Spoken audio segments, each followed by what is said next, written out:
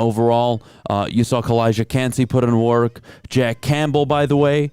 Jack Campbell put in a higher athletic score than I thought he would, which really impressed the living hell out of me. I don't think, and I'm just going to play spoiler right now, I don't think you will ever see me do another mock draft and at pick 55, not have Campbell. Jack Campbell is not there. I may have to consider him at a pick higher at 48.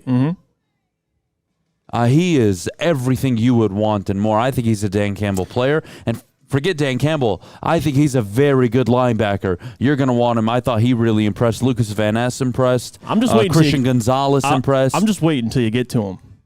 You know who? Who else impressed you? Tell him. Joey Porter Jr. impressed. Devon Witherspoon impressed. And, of course, Emmanuel Forbes. He showed out, man. Yeah, super light. You know, he's only like $170, but still the speed's there. I mean, he ran a 4.35. Can we talk about Christian Gonzalez? Maybe sidebar 2 minutes. He crushed the combine. Every single drill, crushed it, and not only crushed it, effortless. Yeah, smooth. It was effortless, super smooth. Like, how do you define smooth for a corner? That's kind of a weird thing to say, but it's true. Hip fluidity. It was just so. It was effortless. Yeah. Phenomenal. We had more people running really low 40s this year, by the way. Insane speed across the board. You look at linemen, one of the fastest showings, in total by defensive linemen we've seen in years past. That's impressive as hell. But, of course, everybody's going to want to talk about Clayton Tune throwing the ball really well. I mentioned C.J. Stroud earlier, Levis, Richardson, Bryce Young. Bryce Young didn't participate, but he did measure in. Right. Jeff, who had the best combine? We'll go by position. Let's start with the quarterback position. Who do you think did the most for their stock? I'm not talking about who you like the most, but who did the most for their stock?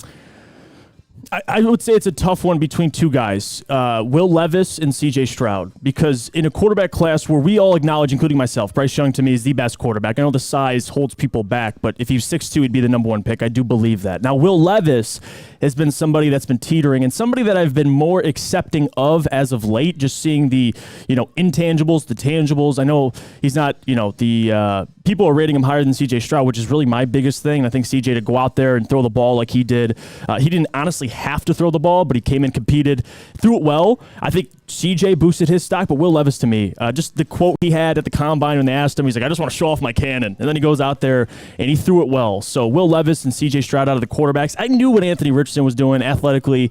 I don't want to say I predicted it, but I'm not surprised he tested so well. What do you think of everybody going to Twitter? And I knew he had a deep ball, but Will Levis and C.J. Stroud, those two guys. What do you think of everybody reacting to Anthony Richardson's short and intermediate throws over the weekend? Throws specifically to his left side, he was either short or too high. He was messing him up. Even the out routes, he was struggling a little bit. That stuff scares me.